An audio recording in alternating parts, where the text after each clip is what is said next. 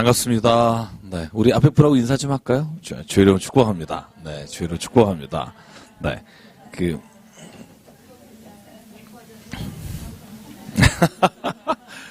최고의 인사인데요. 예뻐졌어. 네, 네. 저도 멋있다는 소리 듣고 싶은데 잘 안 되네요. 그죠? 감사합니다. 네. 또 무슨 제육했죠? 자, 오늘 신약성경 이제 시작하고 저희가 복음서 처음 들어가는데요. 여러분 나중에 이거 올려줄래요? 네.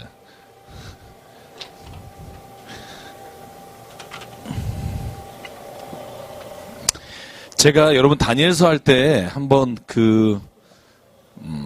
이스라엘 역사 혹은 세계 역사 중에 어떻게 신약 시대가 시작됐는지를 설명드린 적이 한 번 있는데 기억나시지는 않을 거라고 생각하고요. 오늘 저희가 말라기부터 마태복음까지 저희가 보통 길게 보면 400년, 한 250년 그 정도의 기간이 있다고 하잖아요. 그죠? 따라오실 수 있죠? 네. 그래서 여러분 세계 역사를 보면 세계 역사에서 그 시기가 예를 들어서 BC 400년부터 예수께서 오신 해가 AD 원년, 그래서 보통 예수 그리스도가 오신 것을 기준으로 해서 Before Christ, BC, 그 다음에 AD는 Anno Domini, 그래서 주님이 오신 이후란 뜻인데요. 그 기준으로 세계 역사를 나눠서 저희가 그 기준을 쓰고 있는데 역사를 발견해 가면서 새로운 발견이 되면서부터 연대기가 조금씩 바뀌잖아요. 그런데 아쉽게도 이 AD 원년이 예수께서 태어난 해가 아니라는 것을 저희가 알 수 있는 게 헤롯 이야기가 오늘 마태복음에 나옵니다. 그런데 헤롯이 여러분 제가 오늘 나눠드렸어요. 또 헷갈리실까봐. 받으셨죠? 유인물. 오늘 지금도 그건 설명하지 않을 거고요. 헤롯 대왕이라고 하는, 그러니까 우리가 흔히 헤롯 안티파스가 세 아들에게 분봉왕으로 나눠주잖아요. 나중에 말씀을 드리겠지만 원래 아버지 이름하고 안티파스 이름이 똑같아요. 그래서 헤롯 대왕이라고 부르는데 헤롯 대왕의 발견을 고각적 발견해 나가면서 보니까 헤롯 대왕이 죽은 시점이 BC 4년이라는 걸 발견했어요. 그런데 오늘 성경에 보면 예수께서 헤롯이 죽이려고 할 때 이집트로 내려가잖아요. 마태복음 1장. 기억하시죠? 그리고 그 해에 아마 헤롯이 죽은 걸로 되어 있습니다. 그래서 아마 예수님이 태어난 시기를 BC 4년으로 저희가 요즘 어디나 그렇게 요즘은 쓰고 있습니다. 왜냐하면 헤롯 대왕이 예수가 태어난 것을 동방박사에게 듣고 그가 태어난 곳을 찾아가서 그 시기에 아이들 다 죽이잖아요. 그죠? 나중에 그 부분에서 자세히 말씀을 드리겠지만, 그래서 제가 BC 4세기라고 생각을 하는데, 그러면 한 BC 5세기부터 예수께서 태어나시는 시점까지 대개 이 시기가 침묵의 시기예요. 성경에는 그 기간에 관한 얘기가 다니엘서에서 저희가 공부했듯이 내용은 나오지만, 그래서 이 배경을 좀 알아야 저희가 마태복음 1장하고 누가복음 1, 2장을 이해하기가 쉽습니다. 왜냐하면 여기에는 이스라엘을 두고, 유대 땅이라고 하죠. 그 팔레스틴 땅을 두고 너무나 많은 세계사적인 역사들이 왔다 갔다 했기 때문에 그 결과물이 이 마태복음에 나와 있어서 여러분이 그걸 좀 알면 이해하시기가 쉬울 거고요. 제가 긴 시간은 투자하지 않고요. 저는 긴 시간을 투자했으나 한 15분 정도 정리를 해볼게요. 자, 대충 여러분 알잖아요. 세계사, 그죠? 우리 시험 봤기 때문에. 그래서 여러분 BC 한 5세기에 우리가 가장 잘 아는 사건이 뭐냐면 586년 BC 7세기에 바빌로니아가 예루살렘 멸망시키고 포로로 끌고 가죠. 3차에 거쳐서 포로를 끌고 가죠. 여러분 반응 좀 보여주세요. 끌고 가죠. 네, 네, 감사합니다. 그죠? MBC 같은 데 가면 이런 거 하잖아요, 그죠? 그리고 간 다음에 페르시아가 바벨로니아를 멸망시키고 나서 페르시아의 왕이 고레스를 칙령을 내려서 3번에 걸쳐서 예루살렘으로 돌아옵니다. 그게 BC 444년. 그러니까 거의 한 100년이 넘어 걸려서 다시 포로 시기에서 돌아오는데요. 그때 우리가 쓴 성경, 읽은 성경이 무슨 말씀이죠? 에스라, 느헤미야, 에스더. 요 성경이 다 그때 시기에 쓰인 겁니다. 그리고 예언서 중에 저희가 소예언서라고 하는 부분이 많은 소예언서가 그 시기에 바벨론 포로에서 돌아온 시기입니다. 그럼 우리가 어디까지 했냐면 페르시아죠. 그죠? 페르시아.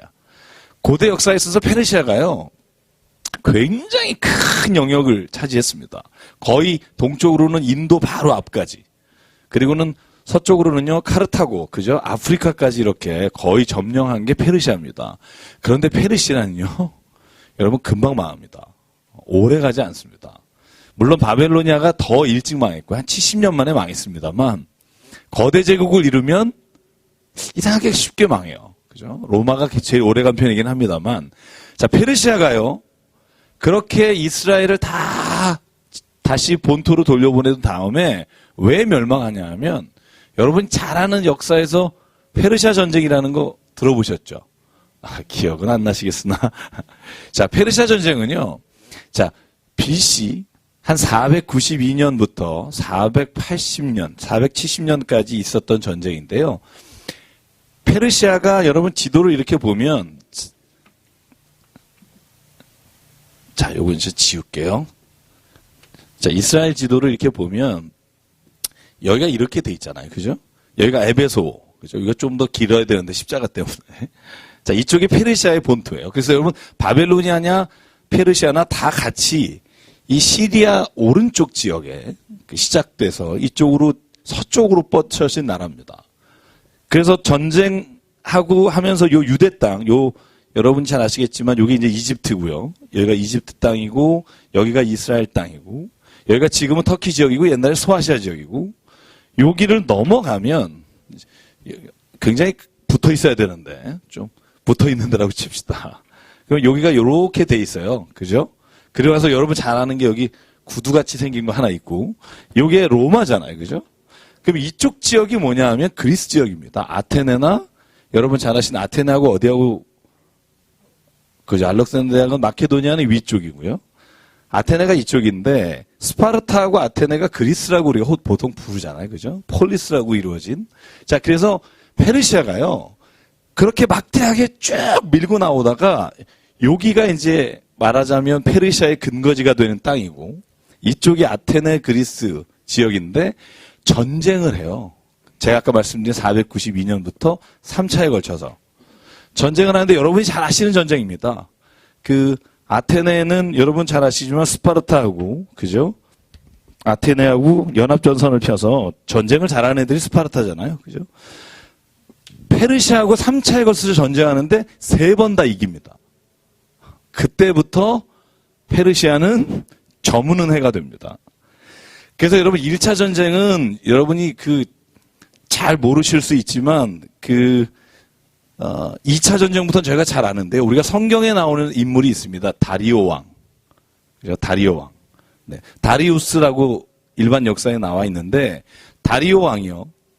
2번에 걸쳐서 전쟁을 하는데 2번째 전쟁이 마라톤 전쟁입니다.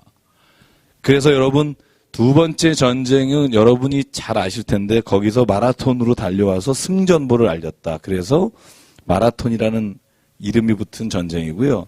3번째 전쟁은 그 아들이 하는데요. 크세르다고 하는 여러분 잘 아시는 300이라는 영화. 그죠? 보셨죠? 거기에 나오는 우리 성경으로 하면 아하수에로, 우리 역사로 하면 크세르크세스. 그죠? 그 왕이 전쟁을 치르는데요. 아주 신나게 깨집니다. 여러분 300이라는 영화가 여러분 영화를 보면 300명이 목숨을 걸고 거기 지키다 죽잖아요. 근데 실은 전투의 핵심은 거기가 아니고 해전이에요. 그러니까 해전, 살라미스 전투라고 하는 해전을 할 때 그 300명은 유인책 비슷하게 그쪽에서 전투를 하고 있었고 살라미스 전투는요. 해군 출전한 페르시아 전투함의 4분의 3이 파괴됩니다. 거의 전체가 전멸하는 전투인데요. 마라톤 전투는 15분 만에 끝났다고 돼 있고요. 살라미스 해전은 8시간 만에 끝났다고 돼 있습니다.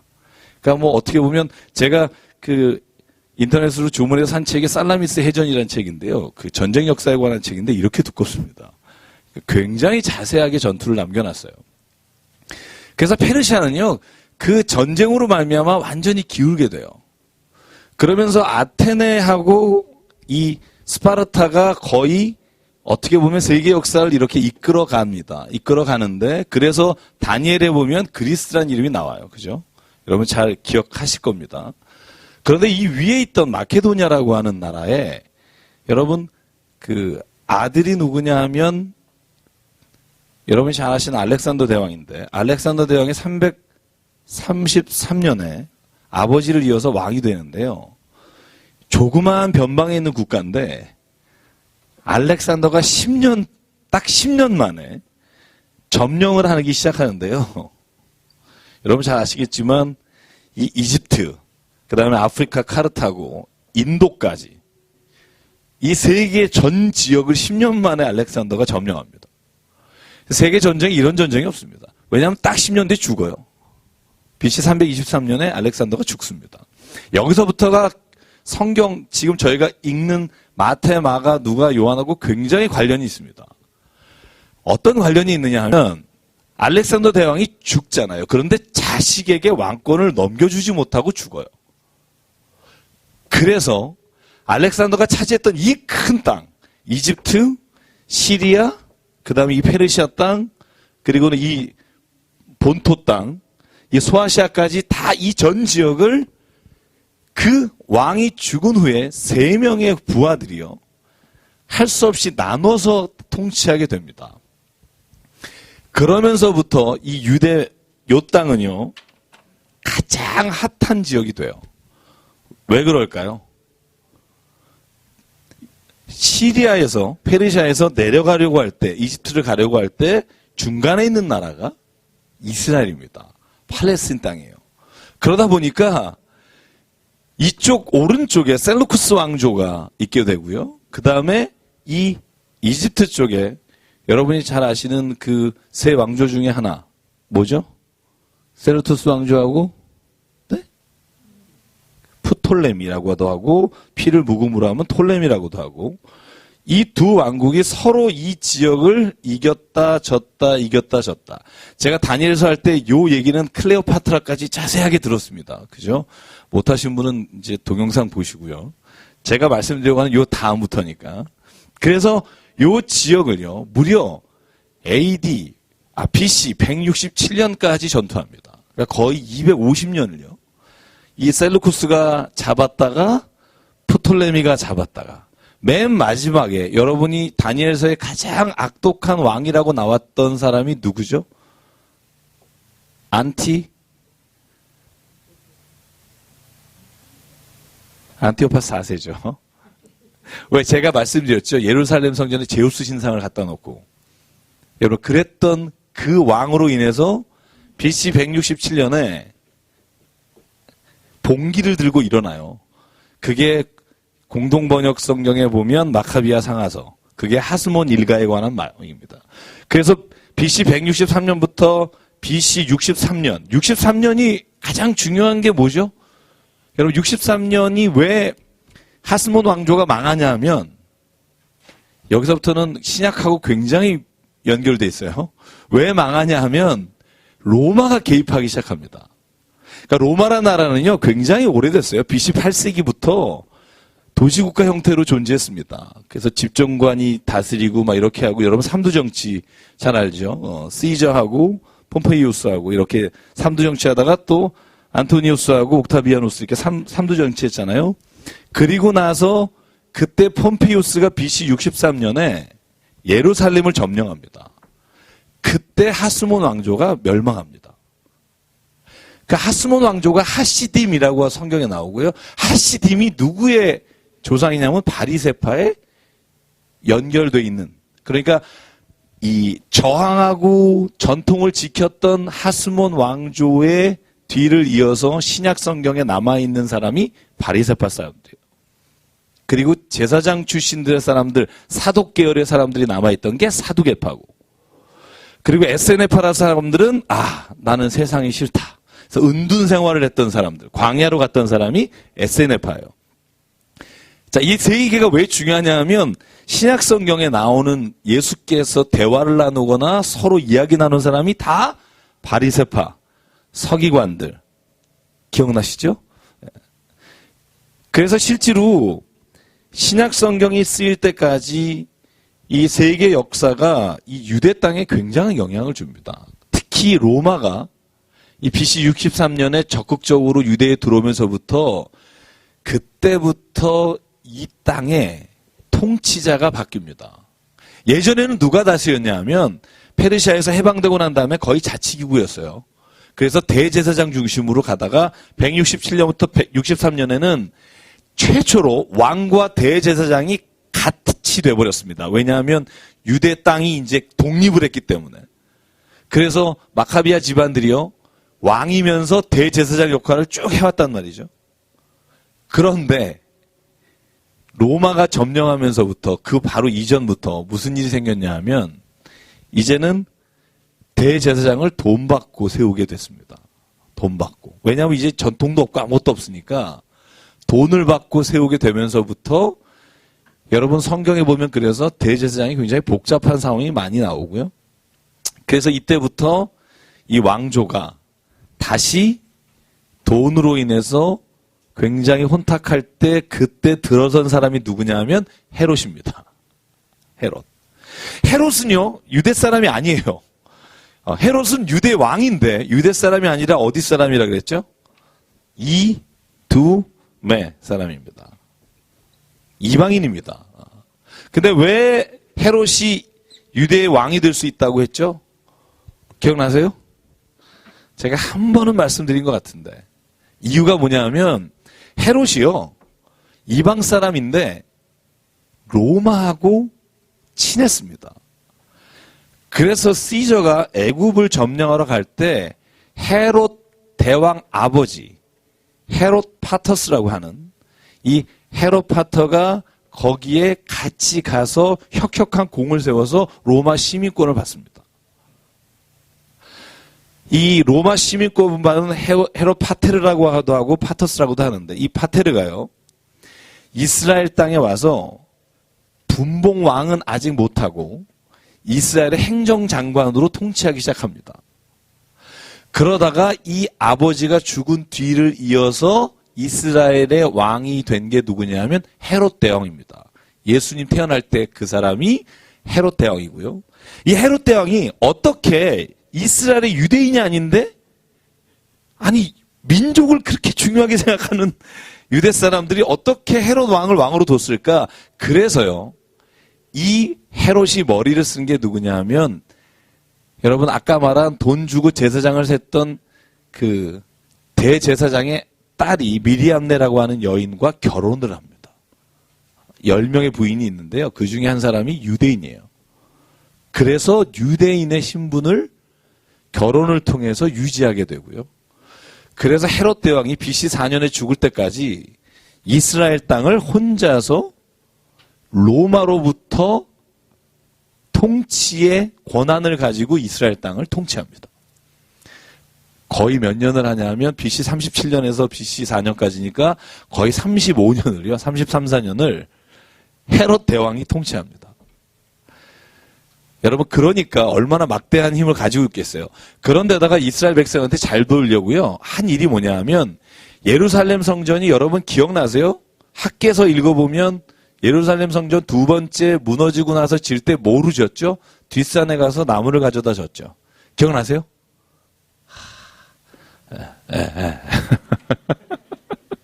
맞죠? 그래서 왜 하나님이 그런 말 하잖아요. 너는 너희가 지금 포로 시기에서 돌아와서 이 지은 성전이 초라해 보이냐? 내 눈에는 그렇지 않다. 솔로몬이 지은 그 백향목으로 지은 성전보다 너희가 뒷산에서 가져다 이 지은 성전이 내 눈에는 더 영광이 있고 더 멋지다. 저는 그래서 하나님은 멋진 사람이라고 말씀드렸잖아요. 그래서 그런 성전을요, 헤롯이 유대인에게 점수 따려고 2배로 늘립니다. 리모델링 하고요. AD 63년까지. 한 일이 굉장히 많습니다. 사마리아 지역도 개척하고, 그 다음에 두로와 시돈도 하고, 그 다음에 그가 마사다라고 하는 곳도 자기 별장을 세우면서 그것도 개척하고, 이게 다 헤롯 대왕의 한 일입니다. 그래서 헤롯이요, 죽으면서 자기가 통치하던 땅을 3명의 아들에게 물려줍니다. 그래서 성경에요, 헤롯 나오지만 다 다른 헤롯입니다. 그래서 제가 여러분에게 나눠드린 겁니다. 예수님이 태어났을 때 죽이려고 했던 게 헤롯 대왕이고요. 그 다음에 나오는 헤롯은요, 주로 헤롯 안티파스입니다. 자, 헤롯 안티파스는 우리가 뭐로 잘 아냐면요, 세례 요한 목을 치는 사람이 헤롯 안티파스입니다. 헤롯 안티파스.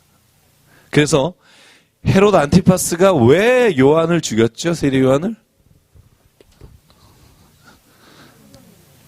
네. 뭐요? 누구요? 뭐요?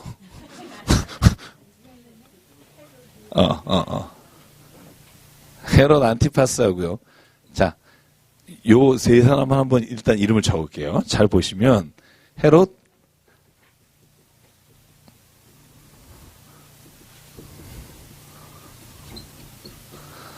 자, 헤롯 대왕의 땅을 분배한 사람의 이름이 안티파스, 아켈라오, 필립 1세, 2세인데 실은 1세는 땅을 배분받지 못하고요. 필립 2세가 땅을 배분받습니다. 필립 1세는 근데 누구냐? 필립 1세의 부인이 헤로디아예요. 헤로디아가 누구냐 하면 안티파스가 뺏어서 결혼을 한, 필립의 집에 가서 머물 때 이 여인과 눈이 맞아서 헤로디아를 자기의 아내로 맞아진 것 때문에 세례 요한이 비판하니까 세례 요한의 목을 땄죠. 딸의 이름을 살로메라고 우리가 알고 있죠. 살로메가 그래서 아버지가 뭘 원하니? 그러니까 저 사람의 목을 주십시오. 그게 안티파스입니다. 그리고 필립 2세가 땅을 분배받죠. 실제로 아켈라오가요, 유대 땅하고 사마리아 땅을 통치할 권한을 갖습니다. 제일 어떻게 보면 넓고 유명한 땅인데 너무나 사악해서 AD 6세기에 이 아켈라오가 죽자마자 사람들이 더 이상 헤롯이 다스리는 게 싫다고 요청을 해서 우리가 로마에서 직접 와서 총독이 있잖아요. 아켈라오가 다스리는 유대 땅입니다. 그죠? 예루살렘을 비롯한. 그래서 여러분, 예수께서 재판받을 때 누구한테 받죠? 빌라도 총독이 있죠. 그죠? 실제로는 아켈라오가 다스리던 땅인데 여기를 총독이 다스리는 땅으로 변경되게 되고요. 실제로 안티파스는요, 그가 다스렸던 땅이 실은 갈릴리의 왼쪽하고요, 베레아 지역입니다. 베레아라고 하는 게 사해 오른쪽이잖아요. 오른쪽, 동쪽, 위쪽이고요. 이 빌립이 다스렸던 곳은요, 아예 갈릴리 오른쪽 위쪽입니다. 데카폴리스라고 해서 여러분 그 10개의 도시라고 해서 도시 국가가 있던 북쪽을 다스렸던 게 이 필립 2세고요. 그래서 이 헤롯의 자식들이요, 나라를 다 나누어서 통치하면서 그때 성경에는 헤롯이라고 나오지만 실은 다 다른 사람이고, 사도행전에 나오는 사람은 헤롯 아그리파 1세, 헤롯 아그리파 2세. 이 후손들입니다. 혹은 다른 배 자손들입니다. 그래서 여러분이 이렇게 먼저 좀 이해를 하시면 어느 정도 윤곽이 그려지실 수 있을 거예요. 그죠? 아니, 왜 이두메 사람이 유대를 다스렸나 하는 거고요. 그래서 여러분, 이 좀 생각을 가지고 성경을 좀 보시면 좋겠고요. 자, 좀 아시겠어요? 혹시 질문 있으세요? 지금 얘기 드린 것 중에 제가 굉장히 짧게 정리해서.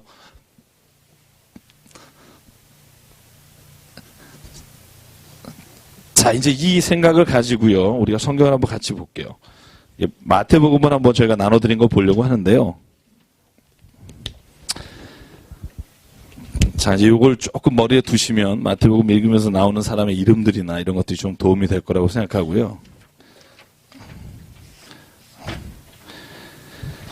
자, 이제 복음서 저희가 한번 같이 이제 복음서를 읽어볼 텐데요. 자, 복음서 그러면 자 보시죠. 몇 권 어디를 복음서라 그러죠? 사복음서, 그죠? 자, 유치하지만 한번 해보죠. 마태, 마가, 누가, 요한. 이걸 사복음서라고 합니다. 가스펠, 그죠? 왜 사복음서냐 하면 예수님에 관한 행적과 이야기와 말씀들을 기록한 것을 복음서라고 합니다. 그 중에 마태, 마가, 누가복음은 뭐라고 부른다? 공관복음서. 요한복음은요, 마태, 마가, 누가와 보는 관점이 좀 많이 다릅니다. 그리고 요한만이 쓰고 있는, 그가 가지고 있는 내용들이 너무 많아서 마태, 마가, 누가 세 개를 공관복음이라고 합니다. 자, 뭐가 대표적으로 다른지를 한번 볼까요? 자, 제가 여기 이제 좀 하겠지만, 자, 마태, 마가, 누가, 요한. 자, 어느 게 제일 먼저 쓰였다 그랬죠? 마가입니다. 자, 여러분 이제 여기서부터는 좀 집중해서 들으시면 좋겠는데요. 성경의 신약은요, 구약도 마찬가지입니다만 쓰인 순서대로 이렇게 이야기가 정렬되어 있지 않습니다. 쓰인 순서로 치면 복음서 중엔 마가복음이 제일 빠르고요. 전체 27권 신약 중에 제일 빠른 게 뭐냐? 데살로니가 전서입니다. AD 38년경 혹은 48년 사이. 날짜를 확인하긴 어려우나 데살로니가 전서가 가장 먼저 쓰인 것으로 알려져 있고요. 제일 늦은 것은요, 요한계시록이라고 하는 학자도 있고 다른 것이라고 하는 학자도 있는데 AD 120년경입니다. 그러니까 신약 사이에도 7, 80년의 시간의 차가 있고요. 마가복음은요, 우리가 왜 제일 먼저 쓰였다고 학자들이 얘기를 하냐 하면 마가복음 13장에 근거해서 그래요. 너희를 그때 공회에 넘겨줄 것이다, 이런 단어가 있어요. 근데 공회에 넘겨줄 것이다 할 때 이 공회는 예루살렘 성전이 무너지는 순간 공회의 기능이 완전히 없어집니다. 그런 걸 보면 그 당시에 예루살렘 성전이 완전히 멸망하기 직전이었을 유일한 단서가 마가복음에만 있습니다. 마태복음에는 그 말이 없습니다. 그래서 저희는 이제 성경을 비교해 보면 마가복음이 제일 먼저 쓰였을 것이다 하고 마가복음 13장에 근거해서 합니다. 너희가 그 망하는 날, 그때가 여름에 오지 않기를 바라라. 이렇게 써야 되는데 겨울에 오지 않기를 바라라. 티투스 장군이 AD 70년에 8월 29일인가요? 예루살렘 성전을 완전히 멸망시킬 때 그때가 여름이었습니다. 그래서 여러 가지 근거로 마가복음이 AD 70년 이전에 쓰였다, 그렇게 저희가 생각을 하고요. 그 다음이 마태복음, 그 다음이 누가복음, 요한복음은 아마도 AD 90년 얌리아 회의 때 유대인들이 그리스도인을 다 쫓아낸 사건을 이후에 적지 않았을까 해서 요한복음이 제일 마지막에 쓰였다고 생각하고요. 왜 그럼 마태복음을 제일 앞에 뒀을까? 퀴즈입니다. 왜 마태복음을 맨 앞에 놔야 했을까? 예수의 족보가 나오고요. 또 제가 오늘 여러분 교재에도 조금 적어드렸는데 이유는 뭐냐면요, 마태복음이 구약의 인용이 100개가 넘습니다. 구약과 관련성이 가장 많습니다. 오늘도 저희가 1장, 2장을 읽으면 이사야에 있는 말씀, 미가서의 말씀, 스가랴의 말씀을 다 인용해서 예수께서 오신 사건에 대해서 설명합니다. 그러니까 우리가 구약과 신약의 가장 중간다리 역할을 할 수 있는 게 마태복음이다라고 이 성경을 한 권으로 이렇게 하면서 마태복음을 가장 신약의 제일 앞에 두었습니다. 여러분이 그렇게 신학적인 의도를 가지고 성경이 배열되어 있다고 보시면 되고요. 많은 성경 중에 66권을 이렇게 한 곳에 모을 때 그런 의도를 가지고 있었다는 걸 아시면 좋겠습니다. 자, 그러면 오늘 이제 마태복음을 제가 복음서하고 비교하면서 제가 한번 같이 해볼게요. 제가 여러분에게 나눠드린 거를 보면서 해보겠습니다. 복음서란 무엇인가? 거기에 제가 나눠드렸죠, 오늘? 네. 굉장히 지루한 반응인데요. 네. 끝이 굉장히 긴 건. 네. 자, 복음서의 기록 목적, 동기 2번에 있죠. 그죠? 예수께서 돌아가신 이후에 제자들이 목격한 것을 말로 증언하다가 이제 그들도 나이가 들어서 죽게 되었을 때 자신이 보고 들은 것, 체험한 것을 기록해야 될 필요가 있어서 구전으로 내려오다가 한 권의 성경으로 집필하게 됐고요. 그래서 성경이 한 권 한 권씩 기록됩니다. 특히 제자들에 의해서 기록된 성경들이고요. 자, 공간복음과 마태복음이 서로 다른 점이 있고 비슷한 점이 있습니다. 그래서 그것을 저희가 성경을 읽어가면서 말씀을 드리겠고요. 자, 넘어갈게요. 일단 그건 제가 나중에. 가장 큰 차이가 뭘까? 3-2 볼까요? 이 페이지에. 복음서 4개가 가장 차이점이 나는 게 뭘까? 물론 많지만. 여러분 성경을 보시면요. 재밌어요. 저는 성경 읽을 때마다 정말 재밌는데 예수님이 태어난 이야기, 그죠? 예수님의 탄생 이야기가 어디하고 어디만 나오는 줄 아세요? 복음서 중에? 마태하고 누가복음만 나옵니다. 마가복음하고 요한복음에 예수님이 태어나는 이야기가 안 나옵니다. 마가복음 1장 다짜고짜 없이 그때 세례 요한이 나타나고요. 예수님이 세례 받으시고 이런 사건이 나오고요. 어렸을 때 기록이 전혀 없습니다. 어렸을 때 기록. 그러니까 실제로 마태하고 누가를 우리가 안 읽으면 예수님이 어디서 태어났는지 어떤 일이 있었는지를 전혀 알 수가 없습니다. 자, 반대로 마가하고 요한복음 보면 마가복음에는요 70% 이상이 어떤 이야기냐 하면 기적 이야기입니다. 마가복음 16장 9절까지 혹은 16장 18절 맨 마지막까지 마가복음의 70% 이상 거의 80%가요 기적 이야기입니다. 그래서 마가복음은요 그냥 넘기면 다 기적 이야기예요. 중풍병자를 고치시고 못능병자를 고치시고 죽은 자를 살리시고 그 이야기가 마가복음에 가장 많습니다. 마가복음에는요 우리가 흔히 예수님의 어록이라고 하는 말씀을 따로 적어놓은 구역이 없습니다. 마태복음은요 우리가 가장 잘 아는 예수의 말씀이 있죠. 뭐가 있죠? 마태복음 5장부터 7장 산상수훈 애통하는 자는 복이 있나니로 시작하는 그죠? 그 산상수훈이 예수님의 어록이라고 말합니다. 예수께서 제자들을 앉혀두시고 너희는 이렇게 기도하라. 너희는 이렇게 살아라. 너희는 먼저 그의 나라와 그의 의를 구하라. 이것이 다 마태복음 5장에서 7장에 있는 산상수훈입니다. 마가복음에는 그런 산상수훈의 말씀들이 따로 있지 않아요. 요한복음에 있습니다. 요한복음 14장부터 17장까지 보면 예수께서 제자들에게 너희는 이렇게 기도하라. 하나님 예수께서 하신 말씀의 기록이 있습니다. 잘 보십시오. 왜 4권을 다 읽어야 하는가? 어떤 사람은 그래요. 한 권만 두지 뭘 예수님 얘기를 4개나 따로 뒀냐? 읽어보시면 정말 달라요. 다르다는 게 이런 거죠.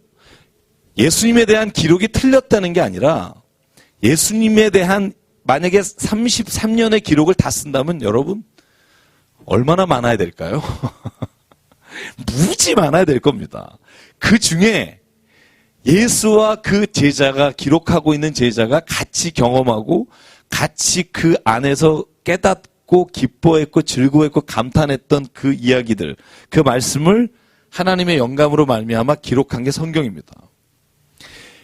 자, 마태복음하고 누가복음하고 예수님의 태어난 이야기가 여기만 있어요. 여기가 같느냐? 틀려요. 틀리다는 말이 뭐냐면 한 군데는 있고 한 군데는 없는 이야기가 대부분이에요. 자, 제가 퀴즈 하나 낼게요. 동방박사 이야기는 둘 중에 어디에 나올까요? 마태복음에 나옵니다. 자, 그러면 애굽으로 피신 갔다는 얘기가 어디에 나올까요? 마태복음에 나옵니다. 목자들이 들에서 양을 치다가 예수의 태어나심을 달려가서 경배했더라. 어디에 나올까요? 누가복음에 나옵니다. 마태복음엔 안 나옵니다. 자, 그러면 엘리사벳, 그죠?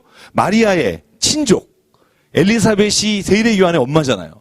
세례 요한의 엄마를 찾아가잖아요. 왜?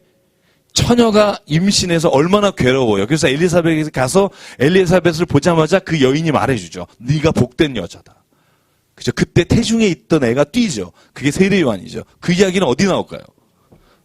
누가복음에 나옵니다. 마리아 창가 어디에 나올까요? 마리아가 이 천한 여인에게 하나님께서 은혜를 베푸시고 어디에 나올까요? 누가복음에 나옵니다. 성전에서 메시아가 오심을 사모하고 기다리다가 예수를 보고 나는 이제 죽어도 좋다고 외쳤던 시몬 이야기는 어디에 나올까요? 누가에 나옵니다. 성전에서요, 예수님을 보겠다고 기다렸던 기도의 여인 한나가 어디에 나올까요? 누가에 나옵니다. 자, 그러니까요, 마태와 누가 중에 공동으로 나오는 예수님의 탄생에 대한 이야기는요, 예수께서 천사 가브리엘이라는 단어는 누가복음에 나오고요. 마태복음은 천사 가브리엘이라는 단어가 없이 주의 사자라고 나옵니다. 주의 사자가 현몽하여 그 마리아에게 말합니다. 네가 아들을 낳을 것이니 이름을 예수라 하라. 그 말씀은 공동으로 나옵니다. 그래서요, 우리가 성경 말씀이 다 같은 복음서의 말씀이라고 생각하지만 복음서를 이렇게 읽다 보면 저는 막 이렇게 환희가, 왜냐하면요, 제가 지난주에도 여러분에게 약간 설명을 드렸지만 다 이 공동체, 이 성경을 읽고 있는 공동체가 지금처럼 인쇄술이 발달해서 저 15세기의 직지심교 우리나라 아니면 그 구텐베르그의 어떤 인쇄술이 발달해가지고 막 사람들이 성경을 찍어가지고 다 보는 시대가 아니라니까요. 마태복음이 어디서 쓰였는지, 이것이 어디서 쓰였는지 아무도 모릅니다. 어떤 사람은 시리아에 있는 안디옥일 것이다, 아니면은 유대 땅일 것이다, 의견이 아직 합치를 보지 못합니다. 그런데 중요한 건 이 다 떨어져 있는 이곳에 다 복음서가 있었다는 거예요. 유대 땅에 있던 그곳에서도 성경이 있었고, 디아스포라된 저 페르시아 땅 거기에도 성경이 있었고, 그 성경을 누가 인쇄해서 나눠준 게 아니라 예수님을 만난 사람들이 선교하러 갔죠. 마태복음은요, 여러분, 마태는 어디서 죽었다 순교했다 이런 말을 우리가 잘 모르지만 마태도요, 시리아와 페르시아와 전 지역을 다니며 전도했다고 되어 있습니다. 그 곳에서 쓴 겁니다. 자기가 머물던 그 공동체에게 예수님이 이런 분이었습니다. 그래서 재미있는 건 뭐냐 하면 이 네 복음서가 쓰여진 상황이 다 다르기 때문에 이 쓰여진 내용들이요, 조금씩 같으면서 달라요. 왜 그게 중요하냐면요, 성경은요, 우리가 아는 것처럼 만민을 위한 복음의 성경입니다. 어떤 한 사람과 한 계층을 위한 게 아닙니다. 성경 안에도 이미 계층이 있어요. 마가복음은요, 아주 가난한 공동체예요. 제가 지난주 해드렸죠. 동전의 단위가 렙돈, 그죠? 이게 마가복음. 마가복음에 달란트라는 단어가 아예 안 나오고요. 금이란 단어가 안 나와요. 은전만 나와요. 그런데 마태복음에는 금전, 은전, 달란트가 27번이나 나오잖아요. 또 하나 차이가 있습니다. 마태복음은요, 도시라는 말이요, 마가복음은 4번밖에 안 나오는데 마태복음은 27번 나와요. 데카폴리스라는 말도 나오고. 마태는요, 그래서 우리가 이렇게 말합니다. 자립공동체. 경제적으로 자립한 공동체였을 것이다. 그래서요, 너희가 이 땅에 돈을 쌓아두려고 하지 마라, 이 말이 많이 나오는 게 마태복음입니다. 누가복음에는요, 가난한 자는 복이 있나니 했으나 마태복음에 심령이 가난한 자는 복이 있나니 라고 말씀합니다. 이 말씀은 뭐냐 하면 상대적으로 부유한 사람이 그 자리에 많았다는 걸 말하고요. 여러분, 제가요, 예수께서 하신 말씀이 다 같은 말씀이지만 우리가 누구에게 전달하느냐에 따라서 말씀들을 전달하는 방식이 달라지듯이, 또요, 마태복음은요, 학문 공동체입니다. 마태복음 13장 26절에 보면 너희는 랍비라 칭함을 받으려 하지 마라. 하늘나라의 율법학자로서 우리를 부르심을 받았다. 이런 단어들이 나오는 게 마태복음만 나옵니다. 그래서 우리가 마태복음을 연구할 때요, 마태복음은 상대적으로 부유하며 마태가 유대인들의 랍비 공동체, 지도자들의 공동체에서 말씀을 전하고 있었을 확률이 크다고 봐요. 그래서 성경을 이렇게 비교해서 읽다 보면 뭘 알 수 있냐면 예수님께서는 모든 사람을 구원하러 오셨다는 걸 저는 이 성경 복음서만 봐도 우리가 알 수 있어요. 이걸 자꾸 한쪽으로 몰아가려고 하는 것은 제가 볼 때는 아주 잘못된 시도입니다. 예수께서는 더 본질적인 걸 원하십니다. 우리가 하나님의 자녀가 됐다면 우리 안에서 모든 변화가 일어나야 하는데 그 변화의 방향은 오직 두 가지의 방향만 있다는 거예요. 하나님을 사랑하고 내 이웃을 내 몸같이 사랑하라. 이 두 가지는요, 어떤 성경 복음서에도 변함이 없습니다. 예수께서 제자를 부르셨다. 여러분, 성경에요. 마태복음, 누가복음, 마가복음은 제자로 부르신 사람에 대한 이야기가 5명 나옵니다. 자, 여러분 마태복음 5장 보시면 누가 나오죠? 마태복음 4장인가요? 누구죠? 처음 바닷가에서 고기를 잡는 베드로와 안드레, 그죠? 둘이가 형제로 돼 있죠. 그 다음에 세베대 아들 야고보와 요한, 그죠? 마태복음 9장에 보면 예수께서 지나가다가 세금을 걷는 곳에서 누구를 부르시더라? 마태를, 자기를 부르셨다고 쓰고 있고요. 마태, 누가, 마가복음에는요, 요 5명의 부르신 것만 나옵니다.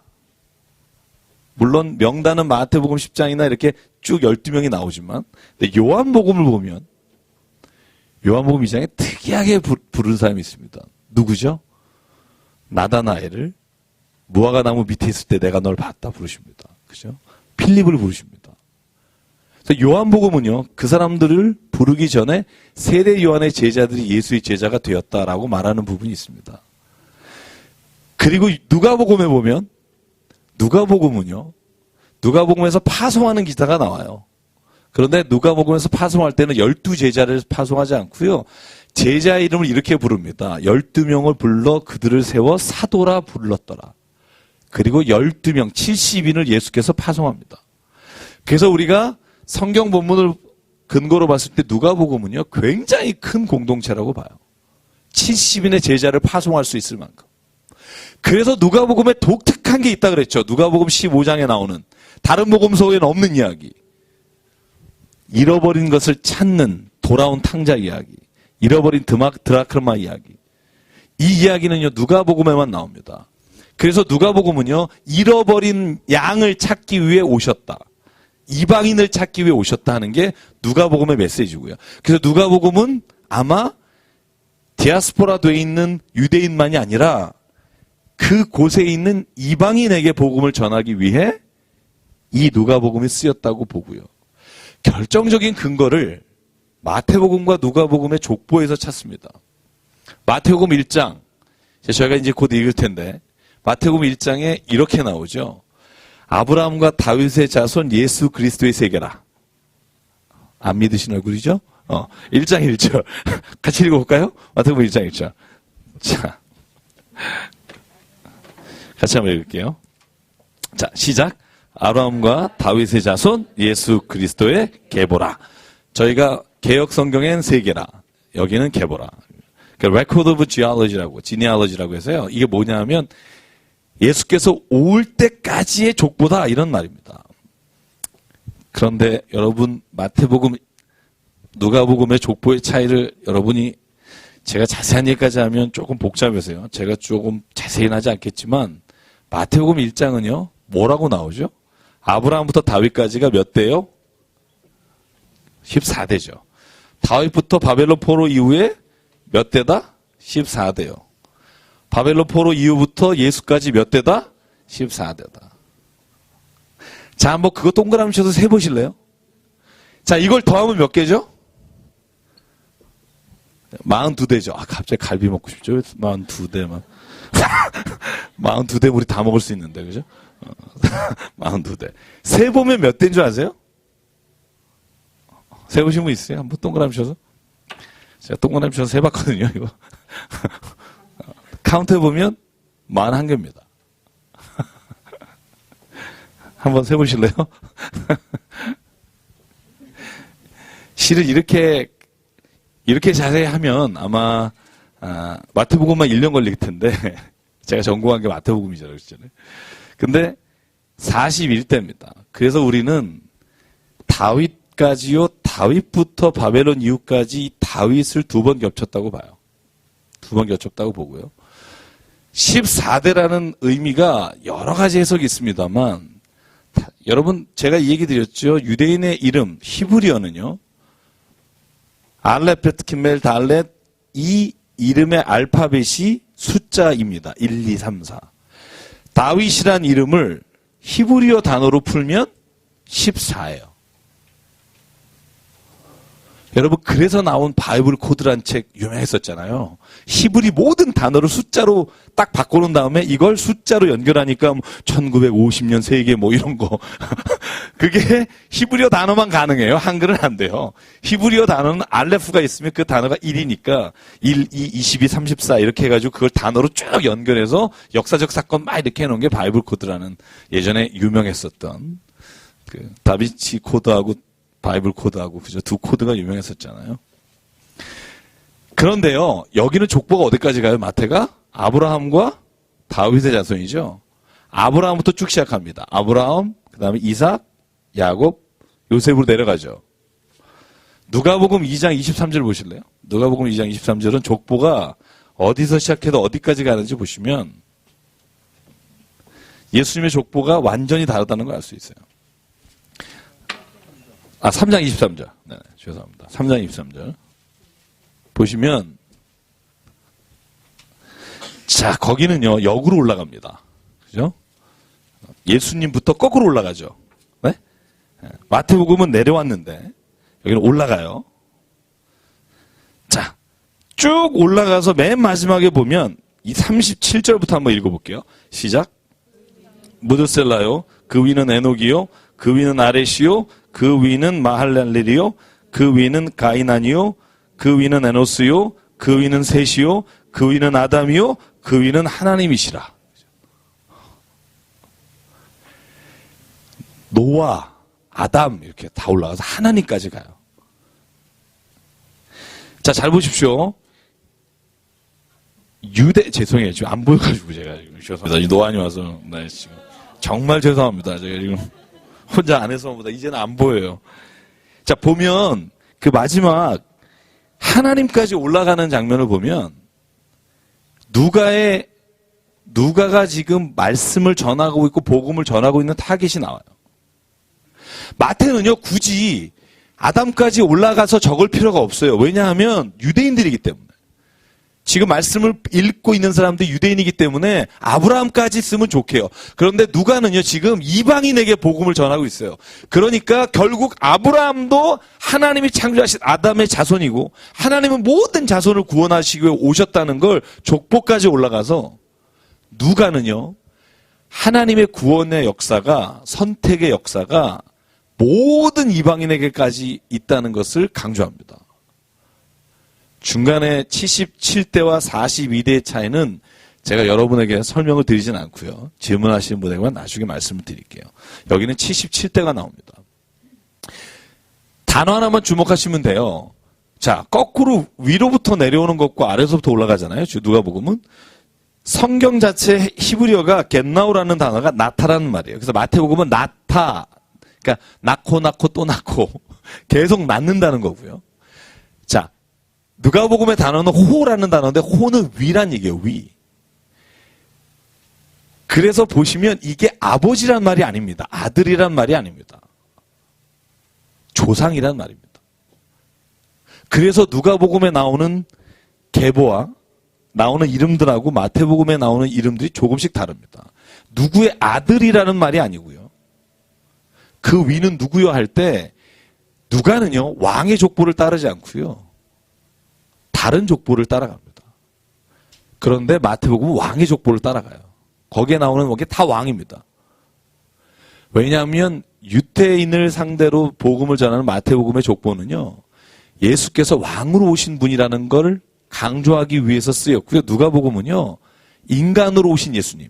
그러니까 정말 평범한 예수님의 모습을 그리고 있다는 걸 볼 수 있습니다. 마태복음의 족보를 한번 다시 보시면 여기에 5명의 여인이 나옵니다. 그죠? 여인의 이름이 나와요. 누가복음에 여자 이름이 없습니다. 여기 나오는 여자 이름, 여인의 이름을 한번 보실까요? 3절에 누구죠? 3절에 다말. 그죠? 그 다음에 5절에 라합. 또 누가 나오죠? 보아스의 아내 룻. 그 다음에 6절에 우리아의 아내죠. 바세바. 그 다음에 마리아. 16절에 나옵니다. 자, 특이하죠? 여자의 이름을 족보에 넣었어요. 원래 유대인은 족보에 여자 이름을 안 넣어요. 마태는 넣었어요. 근데 이 여인들이 다 어떤 여인이에요? 우리가 그렇죠, 이방인이라는 특징도 있지만 우리가 볼 때 참 아닌 여자분들이 많아요. 죄송합니다. 아닌 분이 많아요. 아니란 말은 건 이방인이란 말이 포함되어 있지만 다말이라는 여인이 창세기 38장에 나와요. 여러분 잘 아시겠지만 유다, 그죠? 이거 혹시 이제 교회를 오래 안 다니신 분, 혹시 이제 이런 제가 미리 복선을 깔자면 이 창세기 38장은요, 우리나라 고조선 시대의 역사입니다. BC 3000년. 그죠? 그때 있었던 어떤 가족의 범위라든가 결혼의 범위는 우리가 생각하는 그 근친 이런 거 안 된다 이런 게 아니고요. 그 당시는 그런 것들이 다 통용돼서 아브라함도 그죠, 누이랑 결혼하고 그러잖아요. 다 사촌 누이랑 결혼하고 그렇게 결혼했습니다. 유다가 왜 다말이 첫 번째 며느리인데 첫 번째 아들이 죽은 다음에 두 번째 아들도 다말에게 원래 주게 돼 있습니다. 자식이 없이 아들이 죽으면 둘째 아들이 첫째 며느리를 대신 부양해야 합니다. 근데 둘째도 죽습니다. 그러니까 셋인가요? 이 셋째가 다말에게 아들로 줘야 하는데 유다가 주지 않습니다. 그래서 다말이요, 이 억울함을 호소해서 안 되니까 유다를 속여서 자식을 갖게 되잖아요. 어떻게 보면 다말은 부도덕한 여자라고 볼 수 있는데 성경은 그렇게 말하지 않아요. 창세기 38장 16절에 보면요, 유다가 이 사건을 다 안 다음에 이렇게 말해요. 참으로 네가 옳은 일을 했다. 그걸 보면 다말이 한 행위 자체가 문제가 아니라 유다는 자기가 잘못한 것을 깨닫고요, 그 다말이란 여인을 통해서 예수의 족보가 나온다는 거죠. 라합이란 여인, 어떤 여인이에요? 여리고성을 점령할 때 여리고성에서 정탐꾼들을 숨겨줬던 여인이잖아요. 그 숨겨진 것을 말미암아 네가 구원을 받을 것이다 했는데 그 여인과 결혼한 사람이 예수의 족보가 됩니다. 룻이 누구예요? 룻기 1장에 보면 모압 여인이에요. 이방인의 여인인데 나옴이라고 하는 그 여인이 그 모압 땅에 먹을 게 없어서 그 남편하고 갔는데 기근이 들어갔는데 남편도 죽고 두 아들 다 죽고 며느리 둘하고 자기만 남았으니까 나는 고향으로 갈 테니 너넨 남아라. 그랬더니 룻이 어머니 그럴 수 없습니다 이러면서 이제 따라가잖아요. 그죠? 그래서 정말 고맙다. 그죠? 다른 며느리는 남고 룻은 따라가고. 모압 여인이지만 성경에 보아스가, 그죠? 그와 결혼을 하면서 보아스가 그 후손이 이새고요, 다윗입니다. 또 한 여인이 누구예요? 바세바, 여러분 잘 아시는 분이죠? 사무엘하 11장에 나오죠? 다윗이 그냥 저녁에 잠을 자야 되는데 잠 안 자고 옥상 올라갔다가 이렇게 눈에 보이는 여인을 데려와라. 그래서 그 여인이 바세바잖아요. 그 여인이 난 아들이 솔로몬이고, 그죠? 그 솔로몬이 이스라엘의 왕권을 이어갑니다. 어떻게 보면 이 여인들이 하자가 있는 여인이에요. 하자가 있다는 말은 뭐냐 하면 성경에 우리가 정말로 뛰어나다고 기록할 만한 여인이 아닙니다. 성경에 뛰어난 여인이 얼마나 많아요. 예를 들면 아브라함 이럴 때 사라의 남편 아브라함 이런 거 얼마나 좋아요. 그죠? 리브가의 남편 이삭, 리브가처럼 뛰어난 여자가 어디 있어요. 그런데 성경에는요, 그 여인의 이름은 기록하지 않고요, 오히려 부족한 여자 혹은 굉장히 우리가 봤을 때도 부도덕하다고 볼 수 있으나 억울한 여인이 이름이 올라가 있습니다. 왜? 저는 성경이 그래서 매력적이라고 봐요. 성경은요, 위대한 사람 혹은 왕이나 아니면 제사장의 사람들에 의해서 하나님의 역사가 이루어지는 게 아니라는 겁니다. 이 세상에서 선택받은 몇 사람 혹은 무엇인가 특권을 누리는 누군가에 의해서 역사가 이루어지는 게 아니라는 겁니다. 하나님의 역사는요, 사람이 보잘것없다고 정말 저 사람이 뭘 하겠느냐고 하는 그 사람에게도 일어날 수 있다고 저는 마태복음에 기록했다고 믿습니다. 사람들이 보는 눈이 아니라 하나님이 보는 눈은 다르다는 겁니다. 우리가 생각하는 기준과 하나님의 생각이 다르다. 그래서 예언서에서 말하잖아요. 너희의 생각하는 것과 나의 생각하는 게 다르다. 저는요, 결국 마리아도 요셉과 관계를 가져서 예수님을 낳은 게 아니라면 예수님의 위에 있는 모든 족보가 의미가 없어요. 생각해 보세요. 마리아가 혼자 성령으로 낳았어요. 그러면 남편의 족보가 무슨 상관이 있어요? 남편의 씨가 아니면, 그죠? 그래서 누가복음은요, 그 왕족의 이름을 걸지 않고 오히려 셋째 아들의 이름들을 열거해서 77대가 나와요. 평범한 사람들. 스알리엘레가 수밥에 이 두 사람의 왕만 나오지 그 왕이 아닌 사람의 족보가 기록되어 있습니다. 저는 그래서 성경을 보면 유대인의 족보에 마태도 맞추고 있으나 결국 하나님은요, 사람의 보는 기준으로 우리의 모든 사람들을 판단하는 게 아니라 하나님은 어떠한 사람도 주의 손에 잡히면 그분이 사용하신다는 걸 믿음으로 보게 될 줄 믿습니다. 네. 여러분도 마찬가지예요. 여러분 혹시 자기를 별 볼 일 없다고 생각하시는 분 계시면 믿음대로 됩니다. 내가 남이 이렇게 봐도 난 진짜 하나님이 귀하게 쓰실 사람이다. 난 진짜 이 땅에 하나님이 내가 반드시 내 몫을 주셨다. 여러분 이렇게 믿으시면 정말 하나님께서 어떤 일인지 모르지만 그 일을 이루시는 도구로 나를 쓰실 줄 믿습니다. 저는 그렇게 믿습니다. 여러분이 나를 어떻게 보든지. 저는 그렇게 지금도 믿고 있고요. 저는 말씀 준비할 때도요, 저는 그런 마음으로 합니다. 솔직히 말해서 뭐 누가 내 말씀을 뭐 이렇게 듣고 오신 분도 있지만 듣건 듣지 않건 나는 내가 하나님 말씀을 읽으면서 내가 준비된 무엇인가가 있을 때 하나님은 반드시 날 쓰실 것이다. 저는 그렇게 믿습니다. 지금은 보잘것없어 보일지 모르지만 저는 하나님의 시간과 때를 믿습니다. Now is the time. 하나님이 그 시간이 되면 하나님은 쓰십니다.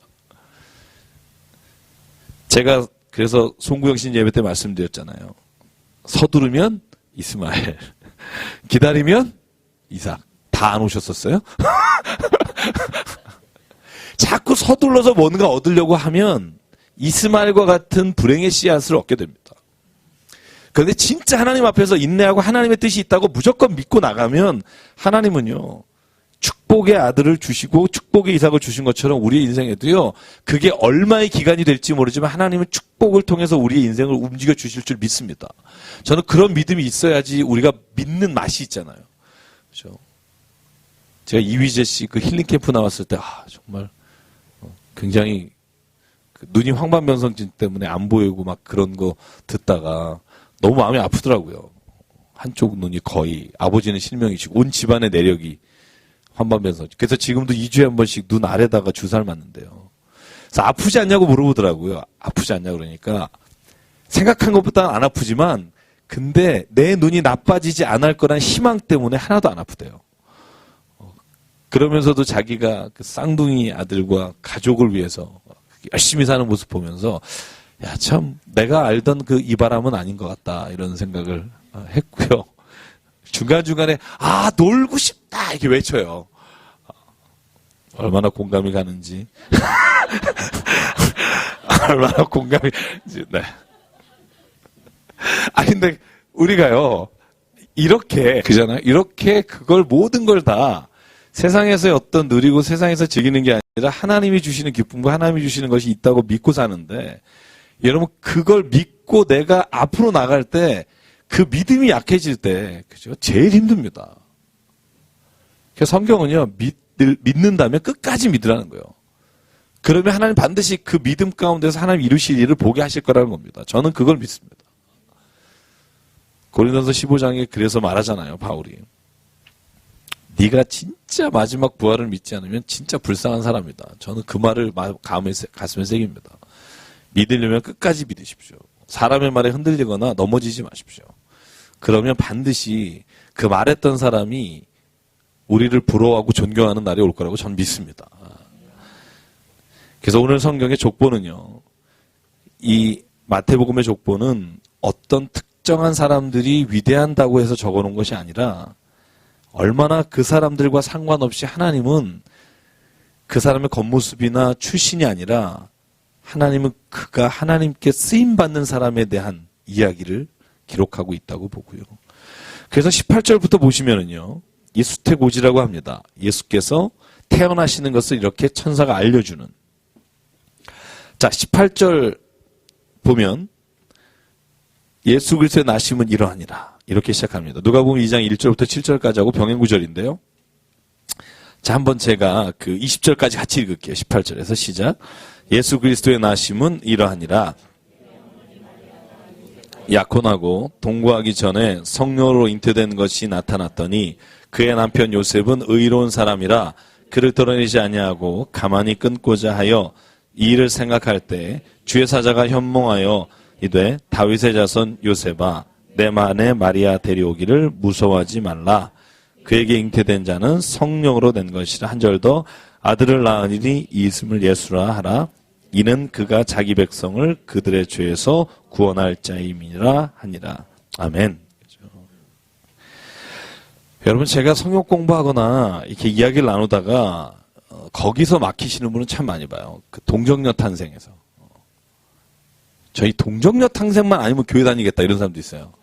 뭐 이렇게 기적 이야기, 이런 허무맹랑한 얘기만 없으면 진짜 내가 교회 다니겠다. 예수 믿겠다. 그죠?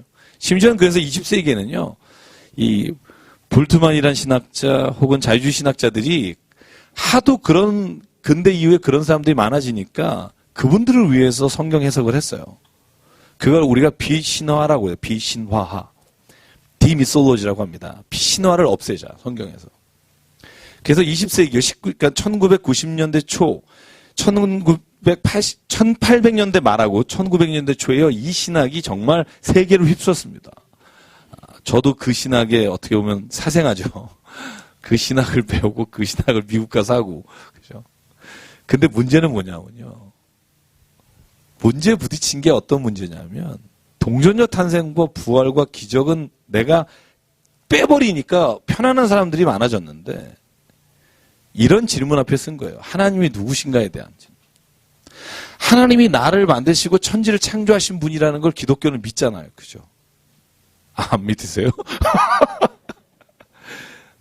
제가 여러분 동영상 32분짜리 페이스북에 공유해 놓은 거 있어요. 그죠? 제가 미국에서 공부할 때 그 같은 연구를 했었는데 뭐냐면 진화론하고 창조론과 두 개가 어디가 더 과학적인가 하는 거예요. 둘 다 믿음에 근거한 거고. 제가 리차드 도킨스 특강 한번 했었는데요. 우리가 소위 이제 진화를 과학적 사고라고 생각하고 창조를 굉장히 미신적 사고라고 생각하는데 여러분 실제로 그렇게 말하면 여러분 무식하다는 소리 들어요. 요즘은 나가면. 제가 드린 동영상에도 그런 게 있지만 어느 누구도요. 종 자체가 변한 증거를 가지고 있는 사람도 없고 말할 수 있는 사람도 없고요. 제가 여러분에 한번 특강을 했습니다만 만약에 크로마뇽이 우리가 아는 모든 인간들이 있잖아요. 그런 예를 들어서 뭐 호모사피엔스에서 유인원의 과정이 있잖아요. 그 과정 뼈가 발견됐다고 해요. 재밌습니다. 한번 생각해 보세요. 그럼 그 유인원과 유인원 사이에는 어느 날 갑자기 확 변했을까요? 그 사이에도 수만 개가 있어야 합니다. 그죠? 자바인, 크로마뇽인 발견된 뼈가요. 2개골도 아니고요. 코뼈, 무슨 정강이 뼈, 4개, 5개를 연결해서 붙인 것 뿐입니다. 그게 구루병에 걸린 사람인지 아닌지도 구분이 잘 안 갈 정도예요. 여러분 이걸 왜 말한다고 생각해서? 여러분 제가 어제 특강을 들었는데요. 어떤 특강이냐면요. 이런 거예요. 제가 책을 사서 읽고 있어요. 책의 정신이란 책입니다. 내용이 뭐냐면요. 전문가들의 그 분야의 말을 믿지 말라는 거예요. 저는 그 책 읽고 있는데 지금 쇼크입니다. 약간. 이런 말이에요. 어떤 전문가가 자기가 하고 있고 자기가 연구하는 분야, 모든 공동으로 같이 하는 분야를 잘못됐다고 말할 사람이 있겠느냐는 거예요. 없다는 거예요. 전문가들은 다 그러면서 예를 드는 거예요. 자기 친구한테 이런 얘기를 했대요. 야, 심리학 전공하는 교수인데, 야, 이 심리학, 이게 말이 되냐? 요즘 나오는 심리학 이런 책들이? 이거 틀린 것도 너무 많고, 이 심리학 나온 거 이 교재 중에 그런 게 많다며, 전공하신 분. 너가 솔직히 이런 건 아니라고 말해라. 그랬더니 그 교수 친구가 그런 말을 했다는 거예요. 야, 가뜩이나 심리학 천대 받고 살다가 요즘 뜨고 있는데 왜 내가 거기에 찬물을 끼얹어야 되니? 충분히 이해가 가요. 저 역시도 제가 하고 있는 신학이나 제가 하고 있는 성경에 관해서 제가 나쁘다고 말하지는 못할 거예요. 동일한 원칙을 적용하자고요. 동일한 원칙을 적용하면 다른 사람도 마찬가지입니다. 진화론을 연구하고 있는 사람도 마찬가지입니다. 진화론을 연구하는 사람 중에도 얼마나 많은 부류가 있는 줄 아십니까? 제가 같이 공부했던 사람들 중에도요, 화학자, 생물학자, 분자생물학자 이런 분들 중에도 자기를 소위 무신론자라고 구분하는 걸 굉장히 싫어하는 사람이 많습니다. 나는 불가지론자지 무신론자는 아니다. 어떻게 이렇게 됐는지는 모르지만 나는 신이 없다고 말한 적은 없다. 제가 왜 이 얘기를 드리냐면요. 만약에 하나님이 천지를 창조하시고 우리를 창조하셨다면 동정녀로 탄생됐다, 부활하셨다, 죽은 자를 살리셨다 하는 것을 믿느냐 안 믿느냐가 얼마나 의미 없는 일인지를 아시겠어요? 저는 굉장히 의미 없는 일이라고 생각해요. 천지가 아무것도 없는 nothing에서 유를 만든 분이 어제 제가 로봇 대회를 봤어요. 여러분 아시죠? 미국에서 로봇 대회를 합니다. 그래서 어제 그거 보면서 우리나라가 9등으로 밀린 거 봤는데 로봇이요. 아무리 정교하게 해도 인간의 손금 하나, 손 동작 하나 못 따라 하잖아요. 그죠? 이걸 창조하신 분이 있다면 여러분 우리 안구가 얼마나 정교한지 아십니까? 눈이 본다는 것과 이것 자체가 기적이에요. 그걸 만드신 분이 있다는 걸 믿는 사람이 남녀가 결혼해서 관계를 가져서 애를 낳느냐, 관계를 안 했는데도 애를 낳을 수 있냐 가지고 내가 이건 못 믿겠다 하는 것 자체가 굉장히 유치한 겁니다. 저는요, 만약에 살아계신 하나님을 창조하신 하나님을 믿는다면 저는 이 모든 것들이요, 당연히 믿어지는 거라고 믿습니다. 저는 어느 순간 이 문제가 더 이상 저에게 문제가 되지 않더라고요. 제가 농담으로 말씀드렸잖아요. 구봉서 장로님이 하신 말씀. 예능교회라고 구봉서 장로님이 또 어느 집사가 자기는 이거 못 믿겠다고 어떻게 남편이랑 잠도 안 자는데 애를 낳냐니까 구봉서 장로님이 화내면서 얘기했대잖아요. 야 임마 그 남편이 괜찮다는데 네가 왜 난리야? 그래서 남편은 괜찮다고 지금 그런데 네가 뭘 난리야? 뭐 이런 얘기를 했다는데 그죠?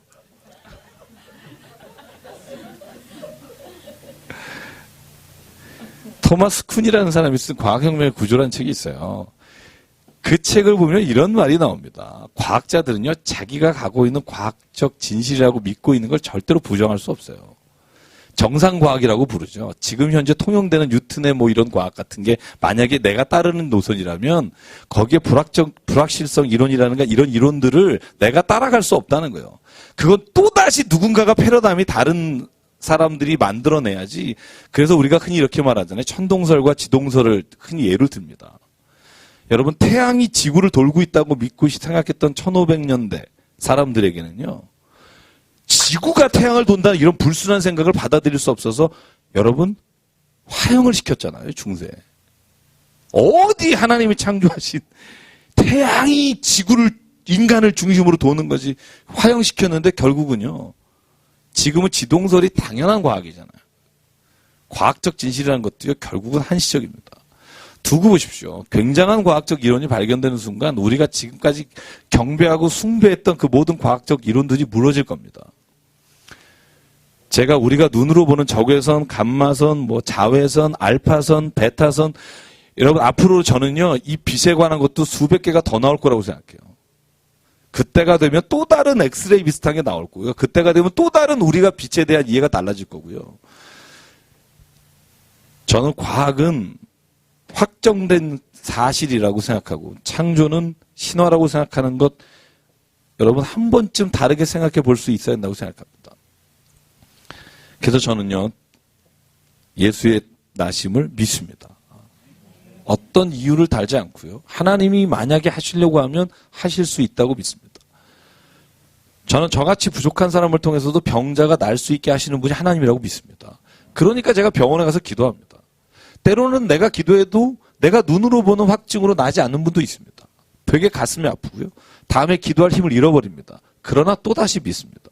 하나님이 원하시면, 만약에 나를 만드시고 지금 나를 이끌어 주시는 분이 그분이시라면 하나님은 원하시는 그때 무엇이든지 하실 수 있습니다. 저는 그래서 오늘요, 이 요셉이라고 하는 사람이 의로운 사람이라 하나님이 하신 일은 믿지만 주변의 눈이 두려워서 가만히 끊고자 하지만 주의 사자가 요셉에게 하는 말을 받아들입니다. 저는 이게 참 요셉이 가지고 있는 되게 멋있는 점이라고 생각합니다. 남자는 좀 이래야 된다, 이런 생각을 제 교수님이 늘 하셨습니다. 요셉 같은 남자 되라. 멍멍하게 옆에서 가만히 있으면 너무 똑똑해서 싸운다, 이런 얘기를 늘 하셨던 것 같은데. 자, 그래서 24절 25절에 보면요, 아들을 낳기까지 동심하지 아니하더니 나음의 이름을 예수로 하라. 첫 아들이라는 말이 있습니다. 왜냐하면 예수께서 동생이 넷이 더 있습니다. 그래서 야고보가 동생 중에 하나라고 말씀을 드렸고요. 자, 오늘 2장까지는 한번 가볼까요? 네, 2장까지는 가보겠습니다. 2장 첫째 1절에 보면 헤롯 왕 때에, 이 헤롯 왕은 누구죠? 헤롯 대왕입니다. 네, 헤롯. 이름이 똑같아요. 안티파스라고. 근데 헤롯 대왕이라고 해서 우리가 부릅니다. 동방박사가 옵니다. 자, 1절, 2절에 동방으로부터, 동방에서 그의 별을 보고, 동방. 이 동방 가지고 여러분 요즘 이단들이 자기가 동방의 별이라고 외치는 사람 있죠. 약간 정신 나가는 사람들 몇 명 있습니다. 자기가 그 사람이다. 그죠? 무식하기 그지없다. 왜 그랬죠? 제가 말씀드렸죠? 구약할 때. 왜죠? 여기서 말하는 동방은요, 여기 아시아는 여긴 생각도 없어요, 이분들은. 가본 적도 없어요. 이분이 생각하는 건 페르시아예요. 페르시아나 메데라고 하는 나라가 동쪽의 끝이라고 봤습니다. 인도도 안 갔을 때요, 인도도. 인도를 가서 인도에서부터 물물교 하나가 유물을 가져온 게 알렉산더예요.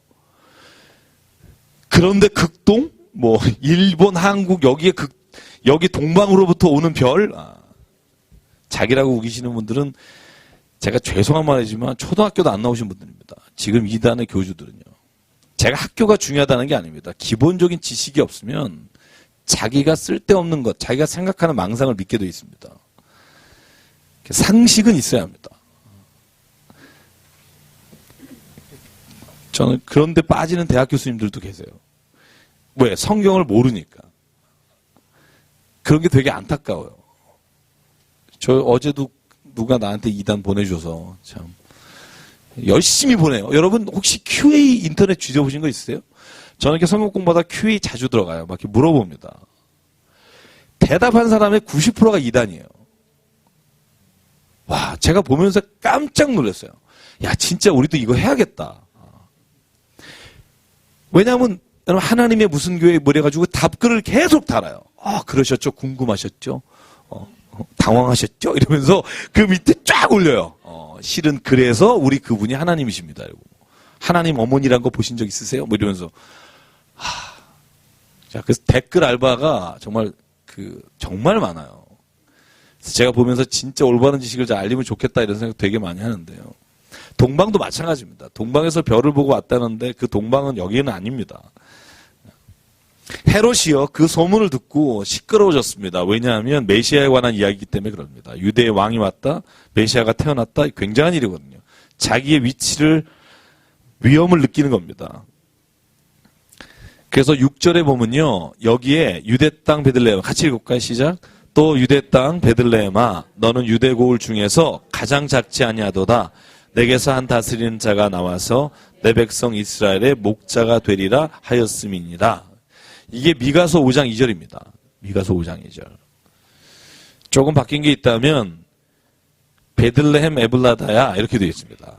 여기는 유대 땅 베들레헴. 근데 에브라다야라는 건 시적 표현이기 때문에 여기는 유대 땅 베들레헴화 되어 있고요. 이스라엘의 목자가 되리라. 이게 예수님에 대한 동방박사가 받은 아마 말씀이겠죠. 그래서 마태복음은요, 구약 성서의 인용이 정말 많습니다. 왜냐하면 구약과 신약을 연결시키려고 하는 의도가 굉장히 많기 때문입니다.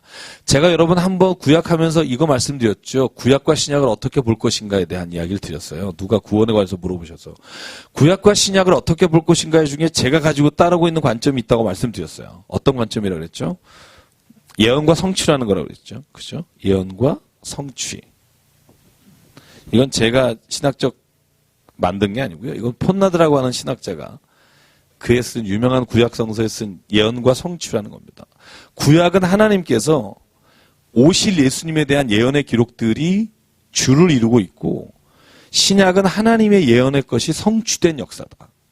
그래서 구약도 버릴 수 없고 신약도 버려서는 안 된다. 이건 왜 나왔냐면요, 신약만 성경이고 구약은 버리지 않은 사람이 초대교회도 있었습니다. 특히 마르시온이라고 하는 사람은요, 누가복음을 제외한 성경은 버려야 된다 이렇게 말했던 사람이에요. 왜냐하면 그때까지는 성경이 한 권으로 되지 않았어요. 제가 지난주에 말씀드렸죠. 성경이 한 권으로 신약이 된 건 5세기 이후예요. 칼켈톤 회의라고 하는 회의를 하기 이후기 때문에 그 5세기 전에는 성경이 27권이라고 확정되지 않고 그냥 읽히고만 있었어요. 읽히던 책들에 이런 이단들이 야, 이건 아니야라고 혼자서 정하고 사람들이 거길 동조하니까 할 수 없이 교회가 모여서 공유해서 이게 진짜 성경이냐 아니냐를 따질 수밖에 없었어요. 왜냐하면 읽고는 읽고 몇 사람의 이단들은 이건 아니다라고 혼자서 얘기를 하는 걸 많은 사람들이 수만 명이 따라가기 시작하니까. 그래서 이단이라는 게 누구를 제거하기 위해서 원래 생긴 건 아니고요. 말씀을 이렇게 어떤 게 진짜 하는 말씀인가에 대한 걸 지키다 보니까 나왔고요. 그러다 보니까 구약과 신약을 어떻게 이해시켜 줄 것인가, 어떻게 봐야 할 것인가 하는 것 중에 성경의 대부분의 구약의 사건들은 신약의 바울의 서신에도 그렇고 이 구약의 사건이 오늘 이루어졌습니다. 사도행전 2장에 보면 여러분 요엘서 2장 38절에 보라 누구는 예언할 것이요 자녀들은 환상을 보며, 그 말씀이 요엘서 2장 38절 구약에 있던 성령에 대한 예언이 오늘 이루어졌습니다. 그게 사도행전 2장이에요. 그러니까 우리가 지금 방언하며 오늘 우리가 하나님의 이름으로 우리가 다 나가서 예언합니다. 그래서 구약에 있었던 예언의 말씀이 신약에 이루어진 것에 관해서 강조하는 게 여러분 예언과 성취의 관계로 성경을 읽는 건데, 저는 이렇게 성경을 아전인수로 개인적으로 하는 게 아니라 성경 말씀에 이런 성경이 성경 안에 예언을 들고 있잖아요. 그렇죠? 미가서 5장 2절을 가지고 이 구약에 말한 사건이 베들레헴 땅에서 태어났는데 그 베들레헴 땅에서 태어난 일이 이루어졌습니다. 그런데 우리가 마태복음만 보면 부족해요. 뭐가 부족해요? 왜 베들레헴에서 났는지를 마태복음은 잘 얘기하지 않아요. 그런데 누가복음은 이방인들에게 그 이야기를 자세히 하기 위해서 그 이야기를 더 자세히 하겠어요. 그래서 뭐라 그래요? 원래 베들레헴 출신인데 호적을 하려고. 왕이 숫자, 사람이 자기 백성이 몇 명인지 세려고 원래 고향으로 내려가라 그래서 베들레헴으로 내려갔다. 그게 누가복음에 나오는 거예요. 갔는데 방이 없더라. 구유에서 났더라. 마태복음에는 구유에서 났단 말이 없습니다. 동방박사가 그 집에 들어가 경배하겠다고 돼 있고요. 누가복음만 구유에 나왔다가 2번 나옵니다. 그래서 우리는 아는 거예요. 마태복음은 굳이 뭐 구유에서 났다 이런 말을 전달할 이유가 없었으니까 그 집에 들어가서 경배했다 나오지만 누가복음은요 자세하게 설명하는 겁니다. 그리고 마태복음은 동방에서 온 매기라고, 이 매기라는 단어가요 페르시아에서 말하는 제사장 직분이기도 하면서 우리가 왜 그 연금술사 코엘료가 쓴 연금술사처럼 이 연금술사가 무식한 사람들이 아닙니다. 당대에는 박사라고 불렸던 매기인데요. 그런 사람들입니다. 그러니까 경배의 수준이 달라요. 누가복음은요 경배하는 사람이요 들에서 양치던 사람들이에요. 별을 보고 그죠? 와서 양치던 사람들이 예수께 경배합니다. 그게 어디라고 되냐면 구유에 나셨다 이렇게 되어 있습니다.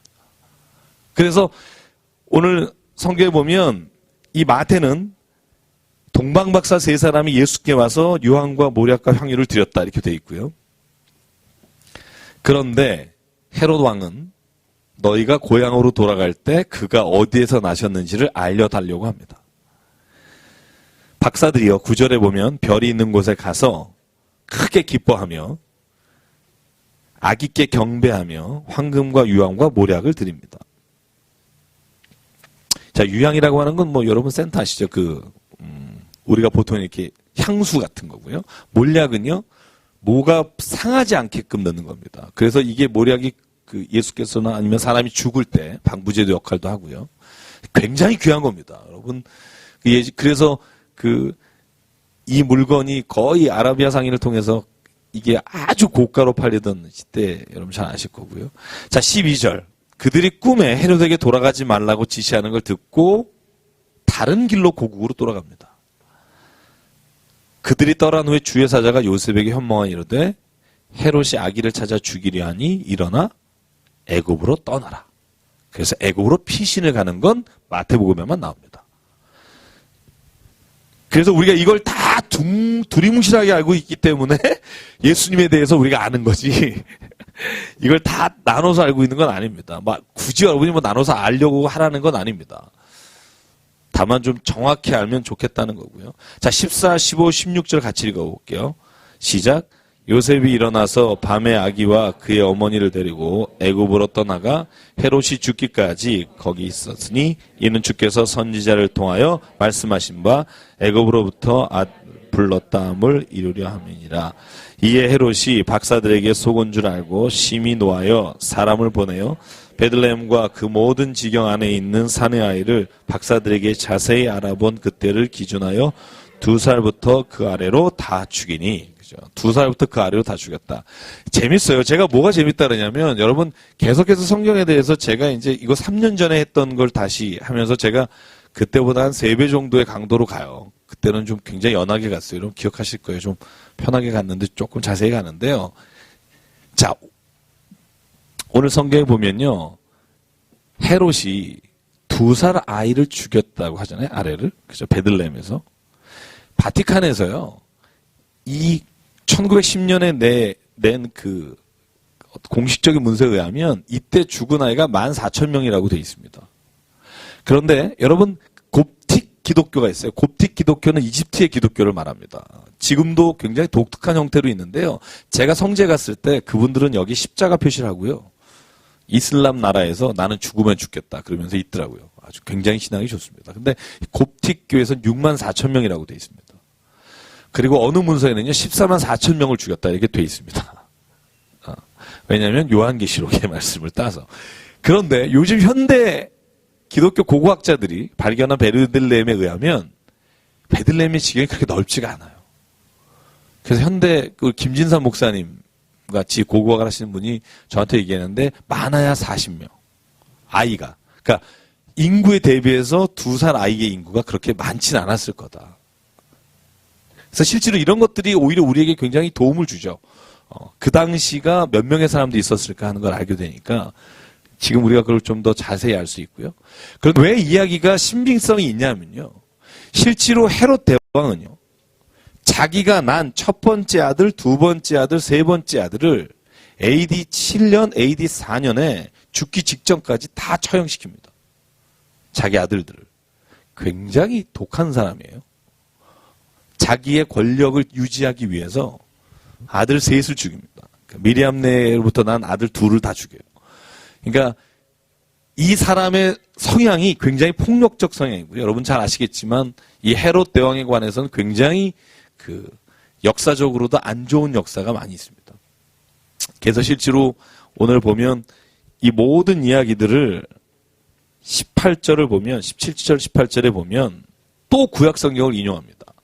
같이 읽어볼게요. 시작.